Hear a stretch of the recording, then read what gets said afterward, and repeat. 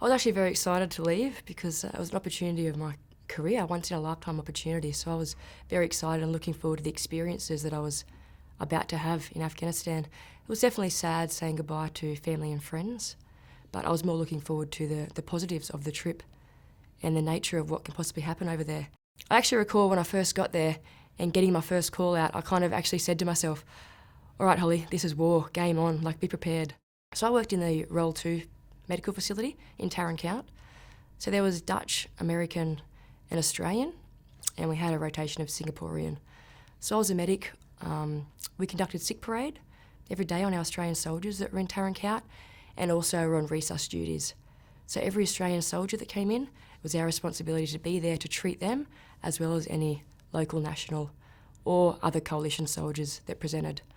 So we had some amazing equipment there for the conditions that we worked in. So we had some x-ray, pathology, we had 3 surgical beds, 4 trauma bays, ICU, a ward, a dental, physio, was all there where I worked.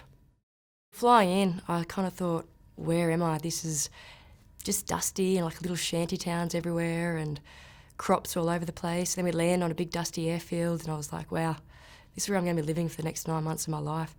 And I was shocked at how primitive it all was and the living conditions that we were going to be living in Afghanistan. I had a job to do. I knew there was a threat there, but I kind of tried to put that at the back of my mind. We carried our rifles everywhere we went in case we needed to use them. But as for the actual threat, we knew it was there. Our actual accommodation got rocketed one night when we were there, and me being the medic, I kind of jumped out of bed and grabbed my med pack first thing and opened up the door and started screaming out, is everyone okay? How many casualties have we got? Because I thought that could be a day where I would have to treat a lot of Australian casualties.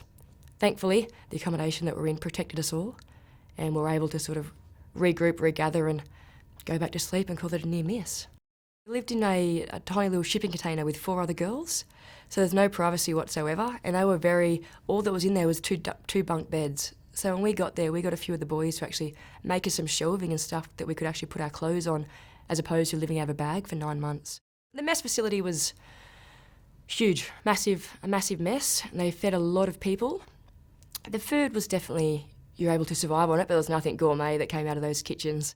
Predominantly, I spent most of my downtime going to the gym, just trying to unwind from my day's work and often hanging around with mates. So we'd play cards, we'd watch movies together, tell jokes, have a little bit of banter, as you do. And that was kind of it. Working in the hospital, we had a very close-knit relationship.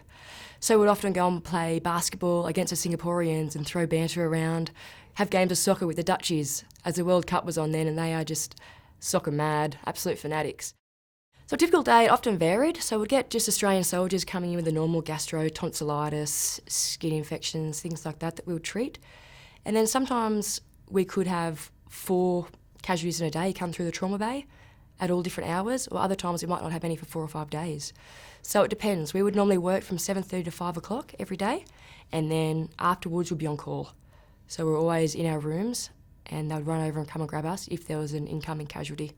And we would definitely be there first on the scene for any Australian. So there was lots of work with the locals that came in, lots of different cases that varied from burns to TB, tetanus, IED blasts, gunshot wounds, pneumonias.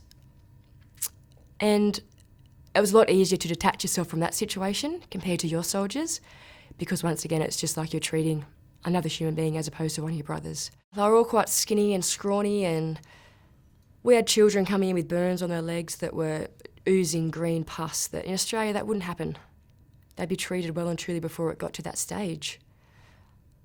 We would often try and worm all the children that come in, try and give them tetanus boosters and things like that to increase the health of them. Definitely IED wounds were probably the biggest casualties that come forward out of the battle. And a lot of them were actually more locals than what they were Australian soldiers.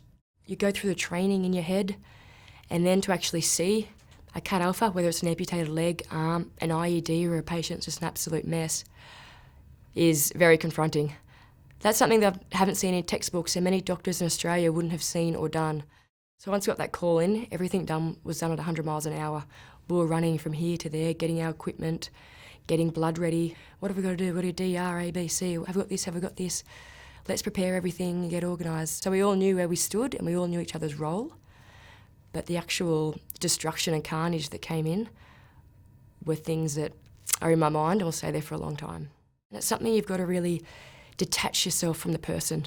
Yes, it's a human being, and yes, they're a mess right now, but let's take a step back. I'm actually a medic first. Let's save this person's life. I know it's someone's son, brother, sister, husband, but right now I've got to do all I can to save this person's life. And there was a few instances where I had actually my friends come in and I had to treat them, and they were the most hardest moments for me, trying to detach myself, although I can see that my friend is in pain and a mess in front of me, and to know that I'd often have to inflict pain on them to do good.